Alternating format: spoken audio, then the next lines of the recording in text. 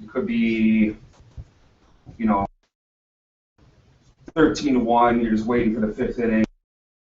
Then, Billy's going to get in the bat, and he hasn't had a bat all year. So, this game's important to him. So just keep that in mind, even though you just want to get out of there. And you got to keep your focus in the game. You can't be thinking about, what could I be doing besides here? I hope I get out of here faster. We all want to get out of the games fast, but you got to keep your focus while you're there.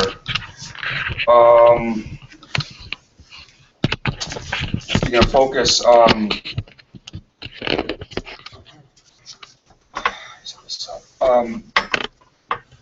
You should be ready for the level that you want to get to. You want to work two-man games. You should know two-man mechanics before you get your first two-man game. It kind of goes without saying. And then when you're there, you got to pay attention to what you're doing. Ed and I had a game, and it's 2 outs, and ball hit. There's a play at third base. I'm used to doing one-man mechanics all year. It was in a beautiful field, though. It was the greatest field you worked at. Greatest field around, Town Park. And so I started, the guy in third, and I just started.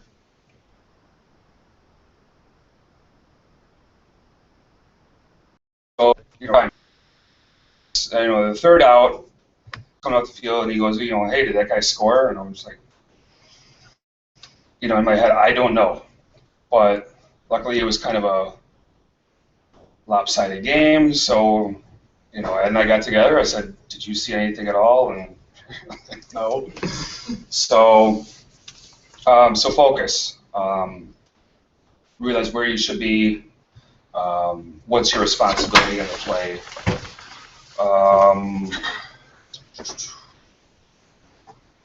There's games where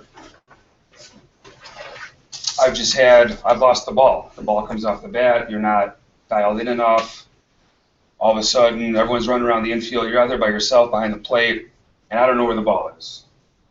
So a little bit of focus, checking the ball better, and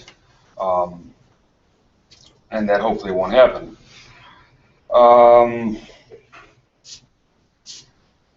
You should reach out to a mentor. That's going to be kind of a big topic for a presentation here. Is you need a mentor. There's going to be guys in this room, guys on Facebook. Like I also said, the Facebook thing is huge. There's a lot of ball busting that goes on, but it's a very useful tool. You can throw any question out there, and it's going to get answered. And so find a mentor.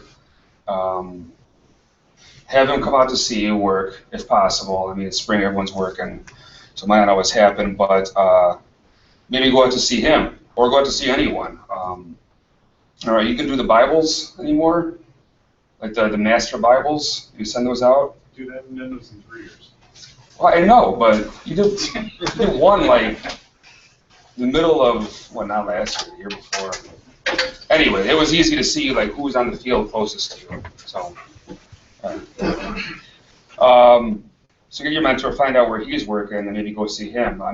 Before I even did my first game, I hooked up with Jeff Shanks, and I walked on the field to see his pregame because I didn't really know what to say to the coaches when the time came for me to go up there, and just kind of see the way that they handle themselves, and you're not going to like everything that everyone does, but if you go see this guy work, you take something from him, see that guy work, take something from him, and just kind of, do what's comfortable to you. The right thing, but also, you find your own style. And I don't know, I was going to fold some stuff in with your PowerPoints. So, yes. So your first 2 years, you worked probably 50 lower level games by yourself in the spring. Yeah. Your third year, probably 10 varsity games. I'm guessing last year was your fourth year. You probably worked 20 varsity games. You're working some college games this year. You're working almost a full varsity schedule this year.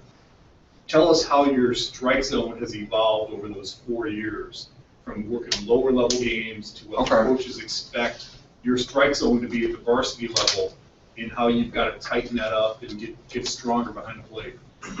Sure. If you're working freshman B, I mean, if it's almost like if the kid can hit it, it's going to be a strike. I mean, don't worry about the catcher butchering it. Just grab strikes. I mean, try to get the game moving. And with game management, I mean, you're going to have to tell the coaches and the kids, you know, to hustle on and off the field. You know, you're going to have to tell the catcher he only gets the 5 pitches. I mean, you know, as you work up, they kind of know those things. But yeah, I mean, you know, you get into better freshman programs and sophomore programs, and you got to tighten up the strike zone a little bit. It kind of matters to a point how the catcher catches it. I mean, if he gives up on it, you know, and just drags into the dirt, even though it might have caught the lower part of the zone, I mean, you can't call that a strike. So some of it's trial and error. You kind of see maybe what you can get away with, and if you hear the coach chirping, then all right, maybe the zone's too big. But you kind of learn as you go on and tighten it up. And then. So how does that change when you start working varsity? Well, like everyone will tell you, I mean, you follow the ball to the glove. You track it all the way. I mean, there's all the cliches out there, the timing, but they're all true. Just give yourself a second. I mean, you can have balls right down the middle or balls that bounce. You know, you give yourself a second, and then you make the call, and that'll buy you that extra second for the pitches that, you know, the borderline ones you're not sure of, or you have to wait to see how the catcher handles it. So what you're looking for with that? I mean, you just kind of tighten it up. It's got to get a little more crisp. You can't you know, steal as many bad pitches for strikes. It's tough because you're always trying to measure up to the expectation. And you know, when I was in the college game, working D1 games, there were so many better umpires than me that set the bar. When I'm assigning games to new varsity umpires, I realized too that, you know, you're going out there probably the day after Kevin Moore, Lino, and Jeff Shanks were out there with a rock solid strike zone. And now you're going out there, and the coaches are expecting to see that rock solid strike zone. So as a new varsity umpire working half lower games, half varsity games, how do you adapt to that, and how do you measure up? What do you have to do to measure up to those coaches' expectations? Personally, I'm not concerned with who was there the day before. I mean, I got to go out there and just you just work your game. But you got to focus. I mean, I learned a lot last year in that by the end of the game, of like a really intense game, I mean, you're going to be tired. You're going to be mentally exhausted. So just focus on every pitch.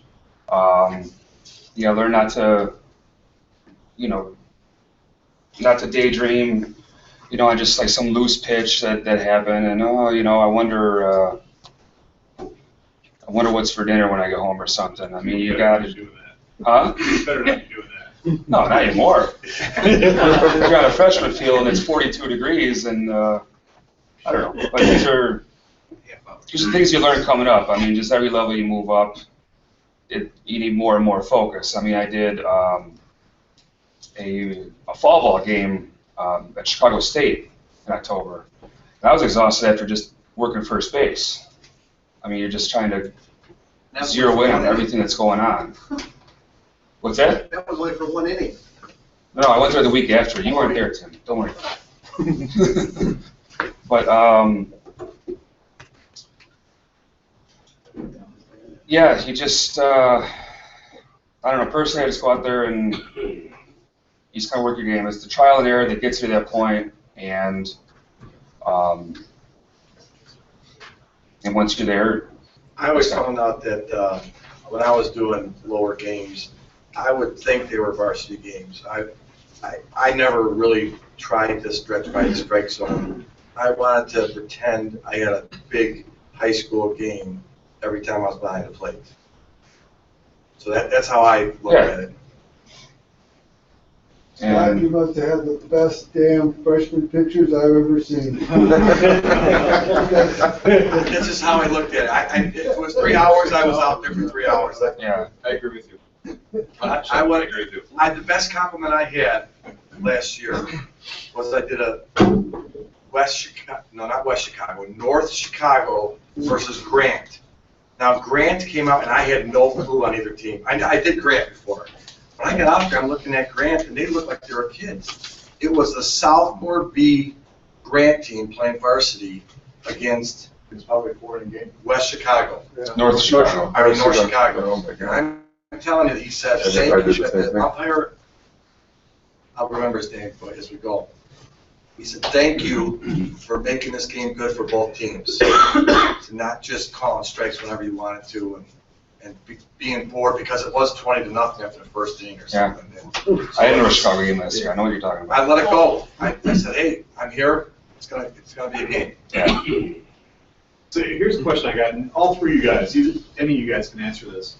The first time you walked out there on the varsity field on a spring game, not a summer game, but a spring game, and you were working the plate, and the coaches come up, and you're scrambling for like what you're gonna say that doesn't take more than 30 seconds, and they hand you the lineup cards. Yeah. What goes through your head the first time you have to handle lineup cards in a varsity game? Police your old guys, we're good. You guys are doing your own house, I just lost my schedule, didn't I? First thing I just remember to see if they're using a DH. And that's pretty much all I asked them. Oh, okay, your DH is in the 6th spot, right? Yep, okay. So I was pretty proud of myself for that. But that was one thing that I wish they did at the lower levels, though, is you can get used to making your substitutions. Why not?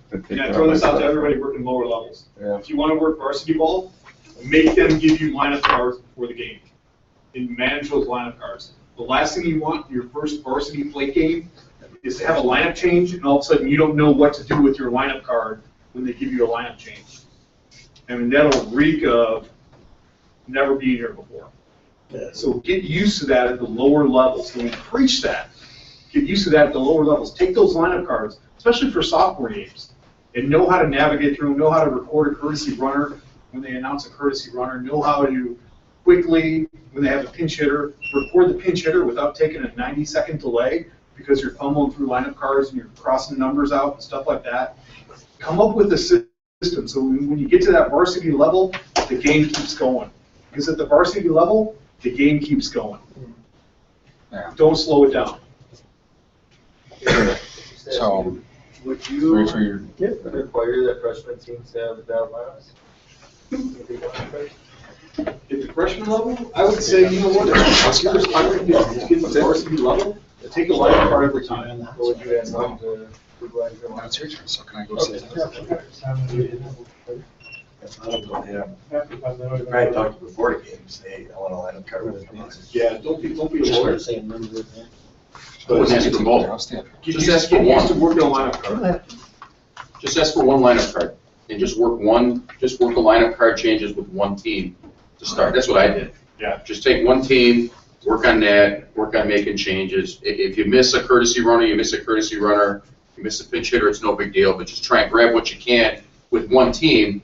And once you learn to get one down, it'll make adding the second team in there that much easier. So by the end of the season, I got to the point where I could pretty much handle about 90% of the changes that happen in a game with two lineup cards. And that was my first year last year. Yeah. So if you approach it from just one team rather than trying to grab both, the mountain doesn't seem so high to climb. It makes it a lot easier. Yeah, there's nothing worse than a game delay on a pinch hitter because the pinch hitter's in the box, the pitcher's ready to go, and you're still off on the side, writing down the pinch hitter number on your lineup card. Get used to that. Come up with all the shortcuts you want to come up with. Get used to handling your lineup cards. Know here's the visitor, here's the home. So when they come out, you've got them both. You know how to do pitching changes. You know how to navigate through all that. That's the expectation at the varsity level. Okay, again, we just kind of touched on it briefly, but this was, the idea of this was kind of a gearing towards first and second year guys' advice. Okay, is kind of what we're looking to do. My name's Ed Hayes. This is my 6th year umpiring, my 6th year with FVB, and enjoy the heck out of it. So we kind of, as a fun thing or whatever, put a top 10 list together, kind of call it our Fox Valley Blues top 10 survival guide to get through that first year, but more importantly, get ready for that first game. Flickery. Anything about the dress code in this picture? Nothing about that dress code. Okay, we're good. Again, for that. Are we on text here? I think you're running reverse. Get that way. Hang on. All right. Uh-oh. Oh, this is the old one, Robbie. Number 1, Robbie, always pregame your presentation. We were supposed to do it on Tuesday, but it snowed and I had to work till 10. So, blame it on me, I guess. Wow. Can you act out? Right now, I'm really confused. Yeah, what happened? That was fast. Oh, you That's got it. the old, You guys got it. the old USB in there? I didn't put the I didn't set the one. That was the original one.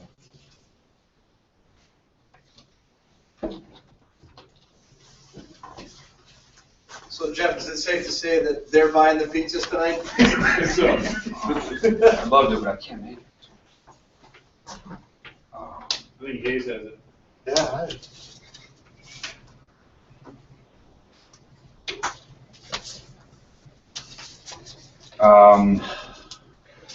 Sure, everyone's all ready to go for the season, but make sure you guys, your equipment's ready. I mean, Honey's is going to be at the clinic. Are they going to be at Belvedere too? Yeah. Honey's going to be at both clinics. Get what you need.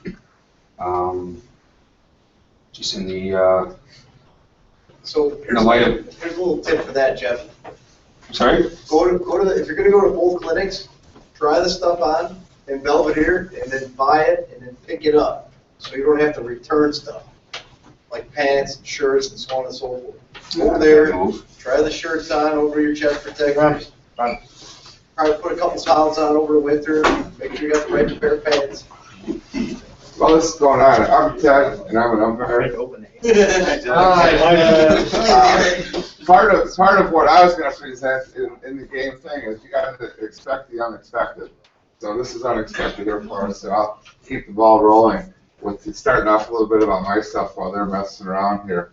But how I got started in umpiring was I coached. My son played up to college, and I played baseball. And then all of a sudden, that void was done. My son stopped playing. I had nothing better to do. And as all you guys are here, I love baseball, so I wanted to get back involved in it. I knew Jeff from years ago in the 30 and over league, and I seen Jimmy Mascot, who I played with. And he said, "You ready to come to the dark side?" And he talked me into signing up.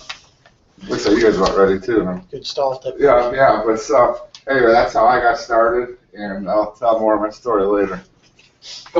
Yeah, and speaking of which, then, yeah, I got started, finished coaching my boys, and then all of a sudden college tuition started adding up. So I thought I would make some extra cash, and then fell in love with doing it. So and then stuck with it. So even when the kids are almost all gone now. So anyway, so our top 10 for survival guide to get through that first season and into that first games. Many of the points are going to overlap, but again, with this all being geared towards first and second year guys, but it still applies to all of us anyway.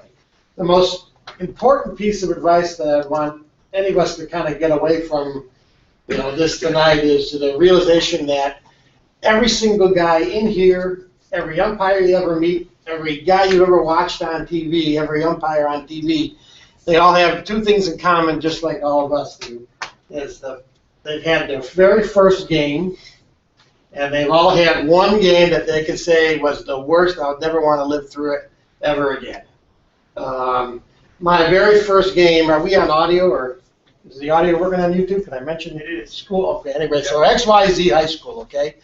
I get, never been on a field, and Alan said he wanted horror stories, so I'm gonna let it out there.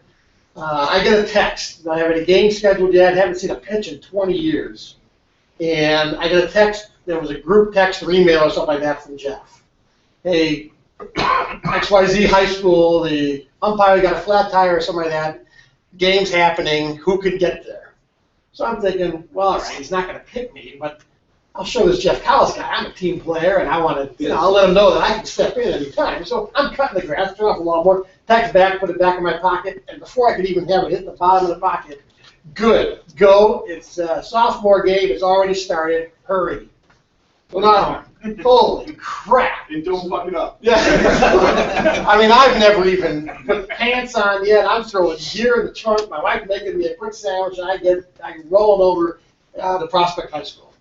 And I don't remember if there's a guy behind the plate or if he's behind the mound or whatever, but they're in like the second or third inning. I walk up, and I mean, everything's brand new. So the pants look sharp, the shoes are still squeaking. I'm looking sharp. I mean, this is going to be good. And inside, of course, I'm nervous as all get up. Get in behind the dish, and of course, I'm looking like, okay. So they're both coaches, hey, Blue, thanks for coming. Hey, thank God. Well, that's right, I'm Blue. That's right. You know, but again, I'm nervous wreck.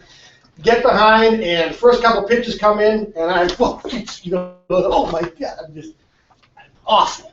Just a terrible guy, beat on and everything else, but I got my first game out of the way. So the second thing we all got in common is we've all got that terrible game we wish we could, we would never have to go through again. But I was, actually it was one of my first couple of varsity games, and I had to play and bat off the ball, the ball off the bat. Guys, I lost the ball. I mean, it was the second or third inning, but I completely lost the ball off the bat. And of course, out of the corner of my eye, as I'm standing looking for the ball out in front of the plate, that third base coach now, he sees it. I've got that deer in the headlights look, and he's rolled like this. And then all of a sudden I realized that left fielder now is way out into the out of play area picking up a ball. And I ate it. And my partner, Sean Wettendorf, and I kind of said something to him, and he looked at me like, don't you dare come ask me, because I'm looking at touching the first base and so on. Ate it and got ridiculed the whole time. So again, all umpires, especially for guys that are new, realize that you're all going to have a bad game. You're all going to have one you're not going to forget, but you're all going to have that first game too. So anyway, so on to the top 10. The number 10 is be of sound body. Okay, guys, never underestimate hydration. Okay, that means the day before. Don't drink 2 liters of water before game time, because the third inning you're going to have to run off the field. But that's the night before. Getting liquid in you and so on, there's nothing worse than that third inning cotton mouth that you're trying to get over. I would highly recommend staying away from the energy drinks. Now, Lino's not here, but stay away from the energy drinks. You got a Red Bull in you or something like that to get hopped up for that game. Man, by the fourth inning, at least for me anyway, that fourth inning, you're just, I can't focus on a thing. I feel like I'm going to fall asleep. It's that crash afterwards, but it's always tempting to do. Get yourself, and also as far as hydration, some guys swear by, like John Muller said, pickle juice and so on. Do some research on your own to find out that stuff that you can do. But his big thing was pickle juice, and guys have all sorts of theories.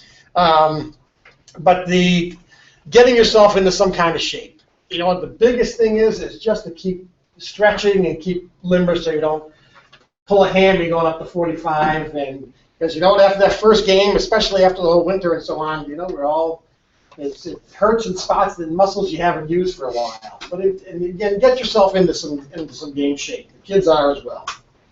So that takes us to number 9, following the body to be of sound mind. Okay. Shut out the nervousness. I know it's hard, but we've all got that. But I mean, it's like in life, guys. Just try to just completely shut that out of your mind. Who cares what other people are saying? Worried about other people are thinking, hearing anything, chirping wise or anything else. And everyone's got it. Oh yeah, every game I drive up to, you get the butterflies. You know, you're excited for the game to start. You know, you're hoping that you prepared yourself well enough for whatever would happen. Yeah, so, I mean, just get butterflies before every game. So, this is just a freshman game. I mean, but get into your own zone. It is literally, it's you, this battery, that ball, these two teams, and that's it. You know, forget about everything else. Another big suggestion I've gotten over time is divide that big game into a bunch of small games. Even if it's down to a half inning, I'm not missing a pitch this half inning. You know, I mean, if there's one that you miss, then you know what? The next one, I'm not missing anything high. I'm not missing anything low. I'm dancing to the knees today. Find something, but you are no different at all than any other umpire that's nervous about that. And number 8. Truthfully, we have this number 8, but I mean, this could really be, and possibly set up a good argument to be number 1. You're going to hear this constantly, but this is as true as it could possibly be. You've got to look the part. You know, perception is reality. You walking up, you could tell a guy 50 yards away what kind of umpire that's going to be. If you got tail, you're still tucking in, and you've got dirt on your shoes from yesterday's game and so on, that you can tell. And I can say that about your partner too. Sometimes you can tell a partner when it's coming up to the parking lot what you can expect from that as well. And part of that perception is reality. You got to buy equipment. There's a handful of things you can do to save money and so on. Don't go dirt cheap, but don't go crazy either, guys. Especially, again, gearing toward what are you going to buy in your first year. You know, the poly wool pants from Honig's.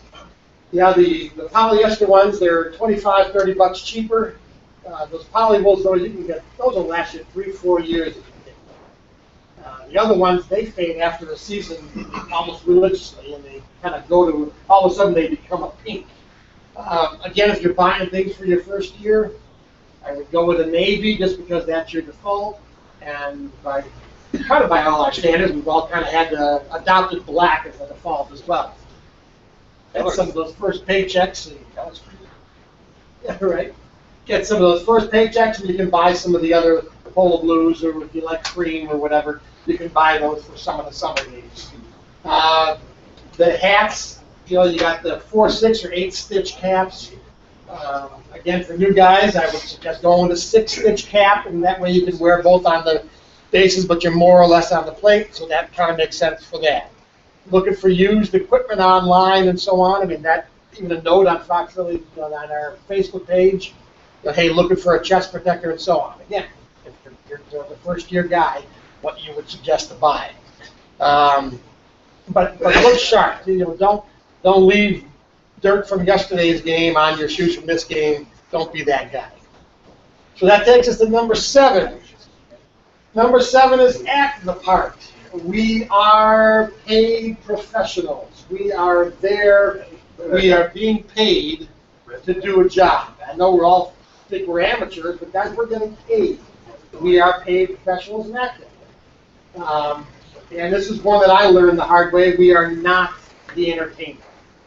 I'm a salesman. I ducked it up, and I'm that kind of guy.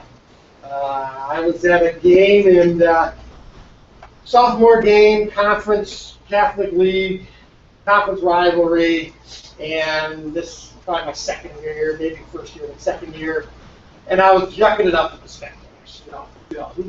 Who thought that pitch was low last inning? Oh, she said it, you know, and the laughing and all that kind of stuff. And I did the entire game. And it's just what I did my first game. It was a close game all the way through. It ended on a walk-off. And a hard hit ball to the second baseman, pretty deep in the hole. Third base, the kid on third, Arthur, was already in a full sprint coming into home. Nice throw. He was safe. I called him safe, therefore he was safe. So as a result, they won the game. Game is over, and here I am, Mr. Yuckity-Yuck with everybody, expecting all these cheers and all for me as a clown. Some guy yells, you let it out for us the entire game. I cannot believe you let it end that way, and stormed off. And you know what the ridiculous thing was? I was crushed. I was like, these are my friends. can't really talk. So I watch the ball and I go off. I think somebody even sympathetically said, you know, what are you doing? Or whatever. But I mean, I could not believe this was happening. These were all my friends. So you had to go around the football field to get up to the top of the parking lot and get into the parking lot. The guy standing there, the guy yelled, smoking a cigarette. So I'm walking up, he doesn't see me at all. So I'm literally right about here, and his eyes get huge. And I said, you know what, I got a question for you, pal. And he, hey, nothing personal, nothing personal. I said, no, I don't even care. Listen, we're in week, your team's from or whatever, but the other team is from Lombard, and I live in Schaumburg. Do you really think I came here and that I care which team won? It was, you know, nothing personal. Why am I even talking? I said, you know, whatever. And I swear to God, there's always that little bit of talk back and forth or whatever. But gee, it's hot. I don't do that often. I haven't done it since that game that all my good friends there turned on me. And that guy turned. But true story. I mean, I've never done it again. So, again, that all goes back to act. Which takes us to number 6. Anticipate, be proactive. Big pointer for a lot of for new guys would be, if your job allows, if your vehicle allows, pack it at the beginning of the season. If it's not something you can do, get a big, trunk or container and pack that up and leave it on the side of the garage. If you go to a game, you put that right in. But the idea is you don't want to get to the point where you're packing and unpacking and then repacking, getting to a game and realize you only have one shin guard, you forgot your mask, you don't have any caps, you don't have your indicator. You pack everything all up at once, and that way you've got everything there and you're not worried about losing it. Or another horror story where you can get to a game and realize you don't have a belt. Oh. And Elmwood Park High School freshman game. All of a sudden, there's no belt in my car. So I take the shoestring off of my gray shoes, tie my ball bags on. Yeah. So, yeah, make sure you got all your stuff. And that's what it leads right into. Wow, how do you miss that? See, that's not so bad. Covered up for me. I've actually showed up to the game without any of my uniforms. Luckily, I was close enough to home that my wife brought it to me before the game started. I got on the phone, I was looking for like a Kohl's or something. I was like, there's got to be somewhere I can go. And close to game time, I knew where I was. So yeah, I should straighten. Well, that kind of leads into that too. Bring extras of everything. Whether it's a bag within that, the container or whatever. But I mean, laces, socks, an extra indicator, a towel, a spray bottle of water, and so on to be able to clean things up. And tape too, so that you can MacGyver or something if you have to. Takes us into number 5. Take the extra steps. Do the extra mile to help yourself in your own profession. It's a little more than a hobby, right? First would be to find a mentor. My first umpires I ever met was John Hobshine. And it was the first guy I ever worked a 2-man in a little tournament or whatever with. But developed a relationship with him where I knew that was a guy that I could call and ask a stupid question. First-year guy. And it's kind of developed over time. I keep a notebook in my back pocket. I jot a quick note down. But that I know that I can call John and ask him any stupid question. And because we developed that as a relationship, and I think it's important for everybody to do that, I could have a stupid question right now, and I'd call Jeff, and the answer would be, my God, this is a 6-year guy, and he's asking that stupid question. I could call Jeff Collis and say, I had the situation today, and have him say, I'm giving this guy varsity games, and I've got to reevaluate this. But because of the relationship that I have with John, and finding yourself in really the reason to get a mentor, I can call the guy and ask him any stupid question, no judgment, just between us. And you know what? We get an answer, we come to a resolution on something or other, and it's just picking the brain or whatever. But even if you're more than a couple of years into it, find that guy that you can, after writing that note down or having that bizarre incident happen, to kind of bounce things off of. Jeff also touched on, we talked about overlap. Invite yourself to a varsity game. You know, you got an off day, throw on that Facebook page. Hey, I'm in Lisle this afternoon. Anybody going to be nearby? You know what? Go there. Set down a chair. Ask him if he could be a part of his pregame and his plate meeting. Sit in on that pregame meeting. Shut up. But sit in on a pregame meeting and listen to what they have to say, how they handle themselves, and so on. And then ask about going to a plate meeting. 99 times out of 100, if the plate guy being the UIC said to the two coaches, you know, Joe Schmo here's just starting out this year and wants to see what a plate meeting's like, those two guys are going to say, hey, welcome, all right, good. And then bam, go through it and watch it. You can pick up so much like that. But that's just taking that extra step. You're not getting paid to be there or anything else. Take that extra step and try to do that. Take some game day games. Again, this is for the younger guys. You know, you can really hone in on some skills if there's things you think you need to work on. You had a couple of freshman games and you just didn't feel like you could get into that zone at all. You know, and pick one or two things that you want to work on. I want to work the knees today. Yeah, it's a 12-year-old game, but you know, let your imagination fly. But I want to work on knees today, and I want to grab those pitches. I want to be up to 45 on every play. I want to be in a good something that you can pick. You can even ask, you know, Beveridge or whoever's handling it before the summer with Jeff. You know what? There's any chance I can get a Saturday two-man game? I really want to learn two-man. You know, and then you can say, hey, Jeff, we got this Ed Hayes guy that wants to work with you. Just keep an eye on him, see what he does. No thought for that one again. But you know, the other thing is call your local high school. I did that with where my son played, and it was a new coach, and he was a little reluctant at first, but I talked him into it, and I lived right down the block. Any chance I could go, and in the cages in February, take pitches with your pitchers and catchers. And he just, you know, I was kind of, after I did it one day, he said, that was fantastic. Can you bring a couple more guys? My pitchers paid attention. My catchers were into it. And you know, with the AOA, you can get into it as well. They have set up a lot of these high schools and so on. But again, go on the extra mile. That local high school, I'm telling you, they enjoy the heck out of it because it gets their kids more into it and so on. It's good for them. And plus, I mean, your first pitch of the year shouldn't be a pitch that counts. I mean, you should go out and see some pitches, kind of shake the rust off. You're going to have rust too. I mean, the kids are practicing before the season starts, so we should too. And number 4, show some respect for the game.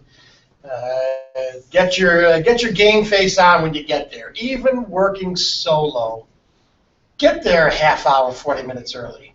Get there in time to be able to sit down, have a little something to drink, decompress whatever was going on at home, whatever's going on at work, just to get it all out of your mind. Run through some situations in your head. Okay, I got a guy at first and third. What am I going to do if it's hitting the gap? You know, just to be able to relax and get yourself into it, because there's nothing worse than rushing up to a game and you can't even concentrate on what, like that Prospect High School first game I ever did. You know, sprinting up to the field and then not even had a chance to think about, all right, how am I gonna do this? How am I gonna work a zone and so on? There's nothing worse than trying to rush into it, because you're just gonna have an awful game. Number 3 is rules knowledge. Get your nose into the rule book. I think even more importantly, at least what I can get out of it, is going into the case book even more than the rule book, because it all refers back to and so on. Knock that rule book into little chunks.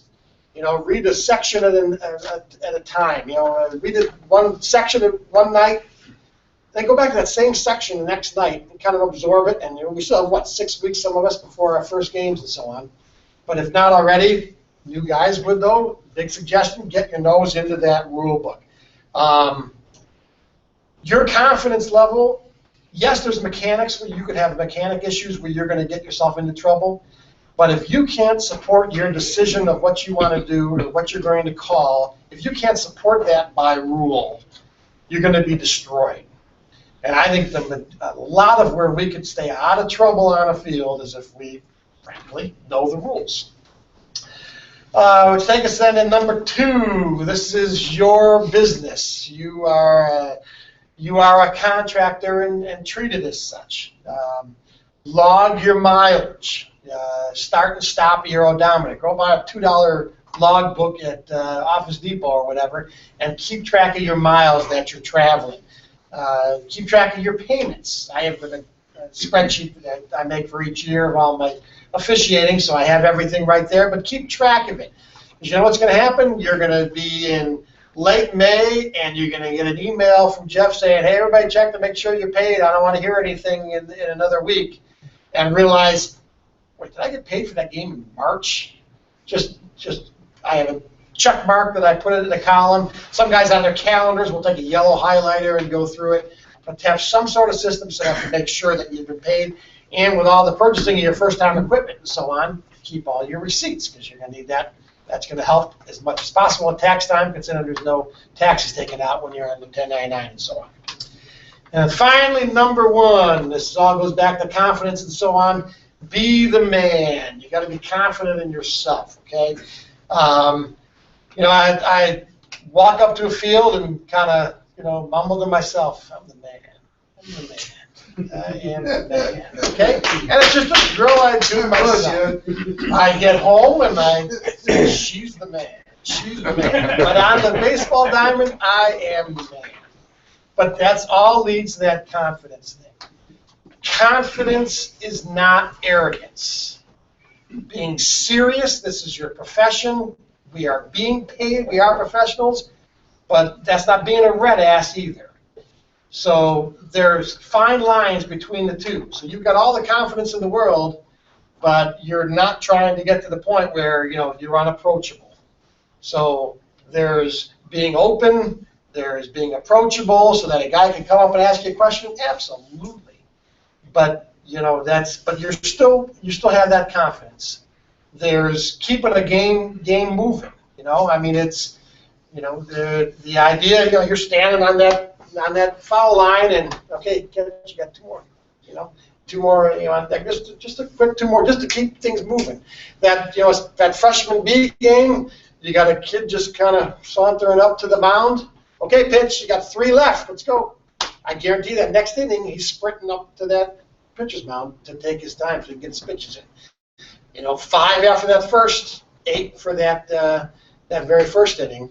But, you know, keep that moving. I probably get ridiculed for this, but I don't buy into that. I got out in 40 minutes. I don't buy that. I'm there to enjoy it and everything else, but I don't want a 3-hour game either, don't get me wrong. But, I mean, you keep that game humming, keep everything moving in and out, and enjoy it. I mean, I always tell people this is my golf. You know, not golf, but I like doing baseball games.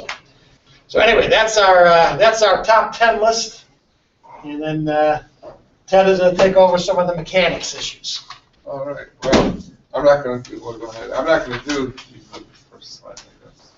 I'm not going to do too much of mechanics here tonight, but I got some slides for the clinic in Wheaton, where I'll do the one-man mechanics. Here, I guess I'll just finish my story with when I first became an umpire. Decided I was going to be an umpire.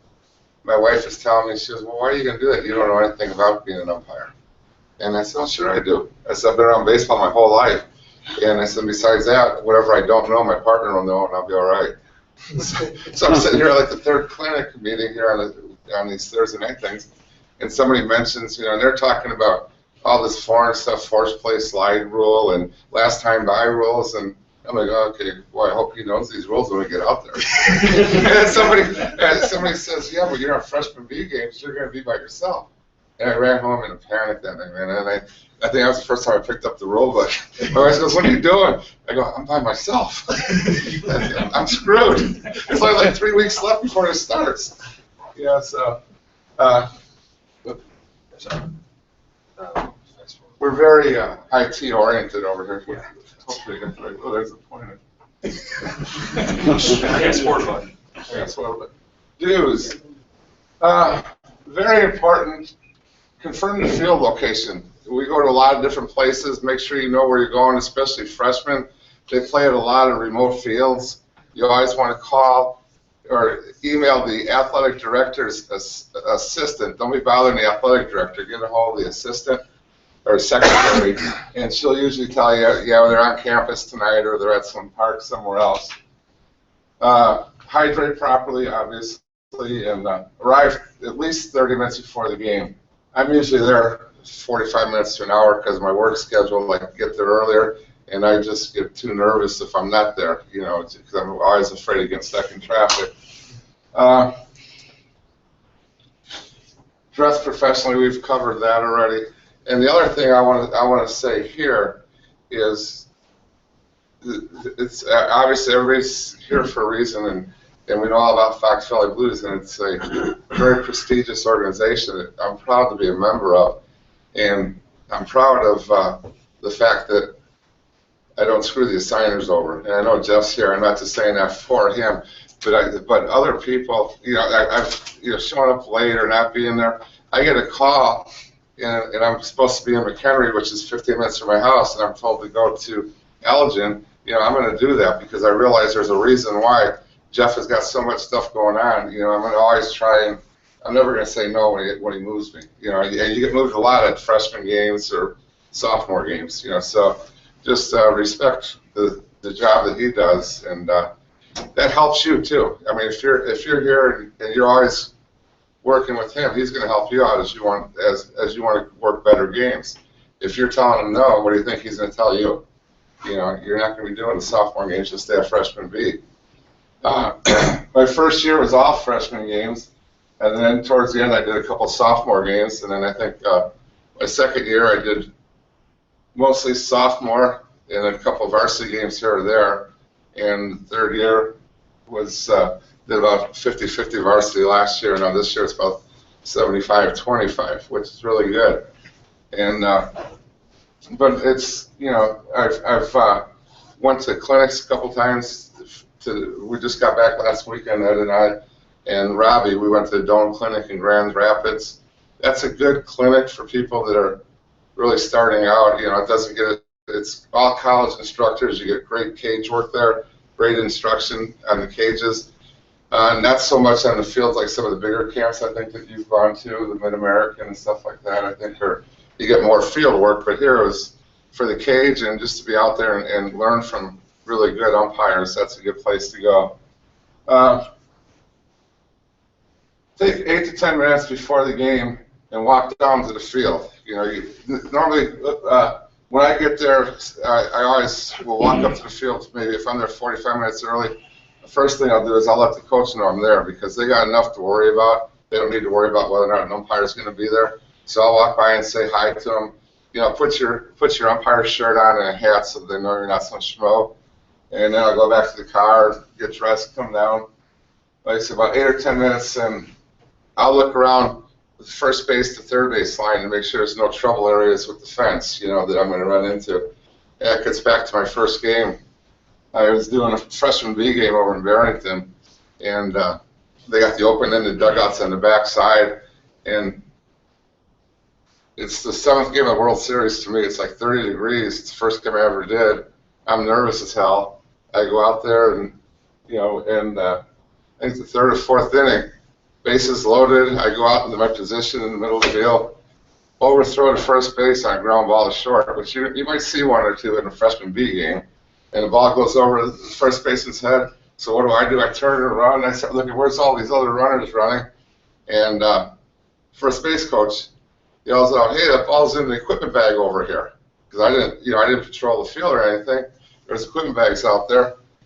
And then the coach in the first base dugout, the visitor, says, oh, don't worry about it. He missed it on our time, for our team the other inning. So, you know, so I didn't know the field. It was something that I learned from. I always looked the field over before I start a game. You know, so the important thing I found is I'm going to make mistakes, but I'm going to learn from them. I'm not going to make the same mistake twice, hopefully. Hey, Ted, can I pipe in for a second? Uh-huh. I got a comment and then a question to the group. First off, I want to thank you for going from McHenry to Elgin. That's a long drive. I know it is. For all you guys to get these schedule change emails from me, and you know, you were going 5 minutes from your house, now you're going 20 minutes. You know, the reality is I had an open game in Elgin, and there's probably a guy in Richmond who put in for it, or he put in for an open saying he was available. So guys slide towards the open games, and for everybody who's been flexible to do that, I really appreciate it because it really works out well. It's a lot of aggravation for all of us, but it keeps our program moving. So for all you guys who accept those and are willing to go 10 minutes farther than you thought you were, I really appreciate it.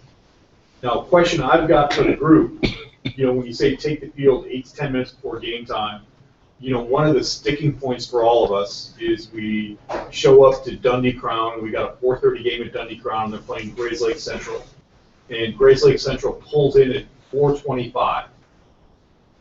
So what do we do as umpires when the Grays Lake team gets out of the bus and now all the players are stretching and they're doing their long toss and it's now 4:35? How do we handle that as they're taking infield and we know we're not going to get started until 4:50? How many of you guys are going to rush the coach? How many of you guys, what are we going to do? I want to see some hands here. Just this one it's cold, or it doesn't matter. Coach, try to work with them. I don't think it matters. Your pictures are ready to go. How much time you need, Coach? Okay. I'll ask for a specific time from Coach. What do you need? You think 10 minutes, 15 minutes? I had one guy tell me, I'll be ready in 8 minutes. As soon as my picture's ready, we'll go. Okay. Bob? I was just going to say I'm very flexible. I just tell the coach whatever he needs. They usually never abuse it, at least last year. Yeah. Coach never did. Yeah, I'll tell you guys, I'm just as pissed off as you are when I get out there, and I want to be home by 6:30. And when we get started at 5, the worst thing we can do is get out there and rush that team. I was at a coaches meeting for the MSL last night, and I walked in, and they were talking about busing issues. And some of the MSL schools play at 4:45, some play at 4:30. They're talking about pushing some of those games to 5 o'clock because some of the schools have busing issues. There's nothing anybody can do. So, when we go out there, if that's a situation, especially in the MSL, just deal with it. You know what? Take a deep breath and say, you know what? I'm not going to start the game off on a bad foot. I'm not going to rush the coaches out there. It sucks. Yeah, I'm not going to be home till 7:30, but just deal with it, please. How are they going to deal with that in the early spring, Jeff? Gonna be tight. I don't know. Yeah. I mean, at least you have an ending point, right? Yeah, they'll get there. But I mean, the clocks change before the season starts, so I mean, it's not going to be not like it was 4 years ago. Big Ten started at 5 for conference teams for 5-6 years. Yeah. Yeah, but you might get out there thinking you got a 4:30 start and it might not be until 4:50. Just go with it. You don't want to start off on a bad foot in a varsity game or even a lower level game, rushing the teams. That comes back to me, and I calm everything down with the AD and with the coaches. But don't be that guy because you're out there for 2.5 hours still, or 2 hours, and you're putting yourself in a bad situation. Just make the best of it. And then don't show up late, have a sloppy appearance, or over officiate. Dress like these two here, and this just goes to show you that even an old grumpy umpire can look good if he's got the right partner. Yeah, how can you go wrong? Yeah, the over officiating part here is the important one for me. Back into that very first game, my very first game I worked at Barrington freshman B game. The point of emphasis that came out in the fall or in the spring umpire magazine was keeping the guys in the batter's box. So the whole game I spent in shooing these guys back into the batter's box. The very last batter, based on the low, their team loses by 2 runs. 3-1 is the count, and I've been warning guys. And 3-1 count, strike right down the middle. The kid walks out of the batter's box. I strike him out. And by rule I was fine, but I felt like shit when I got home. And all the way there, why did I just do that? And it's just there's rules, and then there's managing a game, and you're better off managing a game than you are enforcing every little nitpicky rule. And if you leave the park and you feel like crap because of a rule that you enforced, you've probably ruled wrong on it. I think that's it. I think we're done. I was gonna, like I said, a little teaser for the Wheaton Clinic. I've got about 10 slides on one-man mechanics, so. Robbie's already said he's not coming to our Wheaton presentation. But before we leave, I'd like to thank Robbie for putting this all together for us. He did a lot of work, yeah. I was change from one to the next.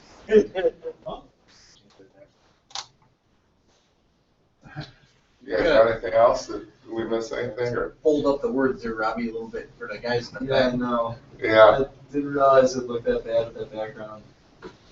Okay, now, again, keep in mind that we want to do some tweaking of this. It's going to be, really, we're anticipating it's going to be a lot of just first, maybe some second year in the level 1 portion of the Wheaton Clinic. So does anybody have any suggestions on the bolding up some letters and so on, but on content or anything else?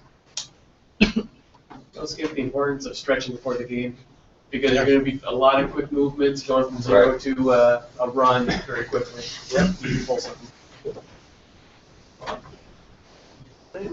Hey guys, I got one more question for you guys. As lower level guys who've emerged at the varsity level the last couple of years and getting your feet wet at the college level, at what point going up that ladder did you realize that, what was your aha moment that, wow, I'm really good at this varsity level, or I've really got potential to, I'm better than I was 2 years ago? What was your aha moments there? Honestly, mine was off the field was the ratings. When you had that, when you started to see a lot more ratings coming through, and they were moving up. So that's something off the field. But it's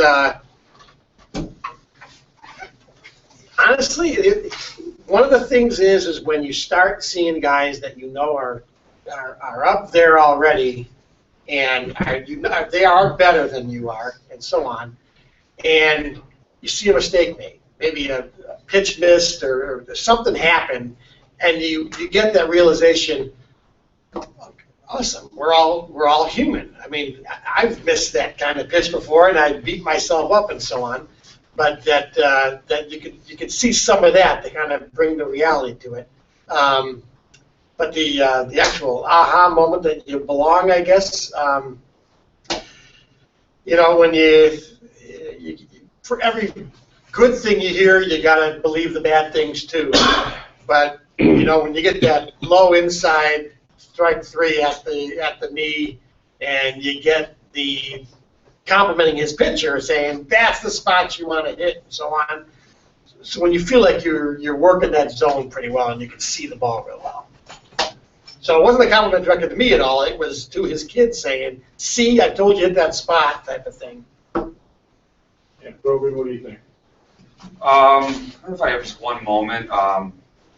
Started getting a lot of compliments during the mid-season switches, the constant emails when sometimes you move me up from like sophomore to varsity. I mean, even though might be like a lower level Catholic school, you still get pumped up for a varsity game.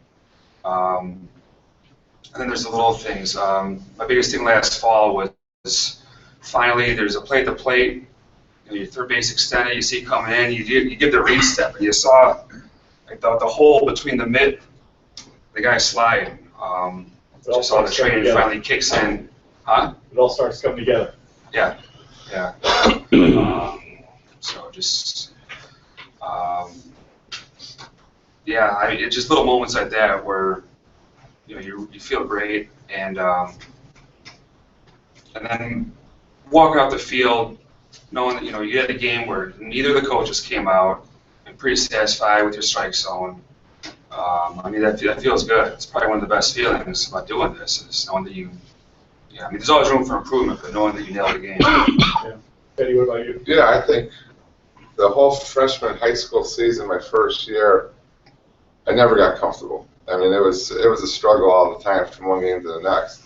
And then I think working some game day games during the summer and getting more comfortable, seeing more pitches, working the bases for the first time, doing things like that. When I got to the next year, my second year, the sophomore games, everything was slowed down to me. I was able to see the field, and I had a better grasp of the rules. I knew what the expectations were. So the second year was a lot better than the first year, and that's when I finally started. I told my wife, I said, I think I can do this. At first I wasn't certain what was going to happen. Heck, I thought I was going to get fired. I thought I was going to get fired after the first game. I had when I struck this kid out on ball 2 or strike 2. I was like, I'm screwed. And I think that was one of them that I called up Jimmy Maskey after that game. I was like, man, I think I screwed up. well, that's the rule, you know, you just enforce the rule. He goes, I probably wouldn't have, but you enforced the rule. You know? But, you know, and the other, and everybody here knows this, but the other important thing is, as you're starting off, is to keep your mouth shut and listen, you know, because, and we hear it at the clinics and hear it from Jeff and from everybody, that when you go to, if you're fortunate enough to work a game at the NYCSA and you get to hang out at the Swamp and you get to meet all these people that have so much more experience, you know, just listen to them. And I did that a lot. I flipped burgers for 2 years, you know, and Robbie did such a great job of it this year, you know, and that's how you just soak up any kind of knowledge you can. It's just really important to do that kind of stuff. Jeff, I'd like to add to that. My aha moment came last year when I started seeing my schedule evolve into the mixture that it went to. The people that I was going to be working with, more veterans, guys that I was going to be standing on the field with. And the real aha moment for me actually came this spring when I saw my schedule. I was just out of my mind, seeing some of the guys that I'm going to be working with. And that kind of set my bar up a little higher for moving up in the ranks on the IHSA to get my C rating in a couple of years and shoot for some games in the playoffs. Yeah, that's awesome, Tim. Just don't fuck it up. Yeah, and the guys that are working their way up, I mean, it's probably not everybody in here is a C. I mean, know what you want to do. How far do you want to go? For me, personally, I just want to do a high school playoff game someday. You know, so that's what I'm striving for. So I got to get my C and keep doing things like that. These two guys are doing college baseball. You know, I don't know if I wanted to do college or not because I just have a lot of fun doing high school. And make your goals attainable. I mean, the things that I've had personally here, and Jeff's probably going to tell me to sit the fuck down now. He wants to go get pizza. But I mean, to work an 11U championship game at the NYCSA, you think of, wow, 11-year-old game, but I mean, that was a really important game for me personally, you know. It's just the things that happen, these little steps, little milestones that you get, just make it all worthwhile for you. And anything else? Good job, man. Questions? Yeah. Hi guys, thanks for coming out. Make sure if you haven't registered yet, get registered for the clinics. If you remember, it's free, so there's no reason you shouldn't go to both. I mean, the more information you get, the better, and you get free lunch out of it. So you can make it worth it. Next week, Bill Mushrush will be here. State final umpire. He more of a South guy, but he was part of a curriculum committee. And he's going to come up. Looking forward. The week after that, we're going to have 2 coaches here for a coaches roundtable. Yeah. We have Matt from Larkin, I forget his last name. Estorino? And Dave Randall from Elgin. Oh, nice. Forrester, sorry, Dave Forrester. Oh, from Elgin. From Elgin. Yeah, nice. He's the last high school coach I threw out of the game, so he's excited. Thanks, guys. We got Giorgio's Pizza. Pull out of here. You're looking at Woodstock's 3. Really? Take it right on Woodstock.